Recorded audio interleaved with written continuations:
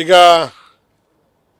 ನನ್ನ ಬಂಧು ಆಗಿರ್ತಕ್ಕಂಥ ರಂಗನಾಥ್ರವರು ಕುಣಿಗಲ್ ಕ್ಷೇತ್ರದ ಸುಮಾರು 2,000 ಜನಗಳ ಜೊತೆ ಧರ್ಮಸ್ಥಳ ಕಡೆ ಸ್ವಾಮಿಯ ಆಶೀರ್ವಾದ ಪಡಿಬೇಕು ಅಂತ ಹೇಳಿ ಕುಣಿಗಲ್ ತಾಲೂಕಿನ ಜನಗಳ ಜೊತೆ ಹೊರಟಿದ್ದಾರೆ.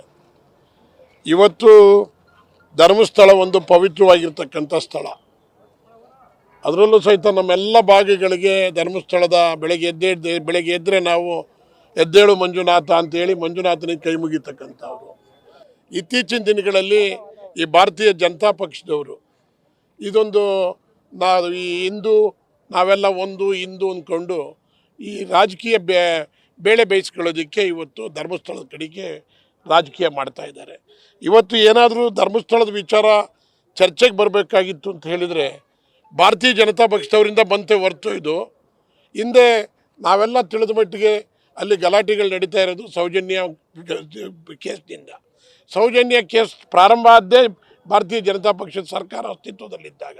ಅವರೇನು ಮಾಡೋಕ್ಕಾಗದೇ ಇದ್ದರೂ ಸಹಿತ ಇವತ್ತು ಕಾಂಗ್ರೆಸ್ ಮೇಲೆ ಬೇರೆ ಪಕ್ಷದವ್ರ ಮೇಲೆ ಗೂಬೆ ಕೂರಿಸ್ತಕ್ಕಂಥ ಕೆಲಸನ ಭಾರತೀಯ ಜನತಾ ಪಕ್ಷದವ್ರು ಮಾಡಿದ್ದಾರೆ.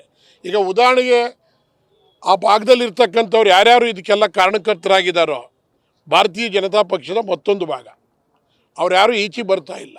ಇವತ್ತು ಮೊನ್ನೆ ಸಭೆ ಮಾಡಿದಾಗಲೂ ಸಹಿತ ಆ ಭಾಗದ ಜನ ಯಾರೂ ಮಾತಾಡ್ದಲೇ ಬಹಿಷ್ಕಾರ ಮಾಡಿ ಕೆಳಕ್ಕೆ ವೇದಿಕೆಯಿಂದ ಕೆಳಗಿಳಿತಿದ್ದನ್ನು ಸಹಿತ ಇಡೀ ರಾಜ್ಯದ ಜನ ಕಂಡವ್ರೆ.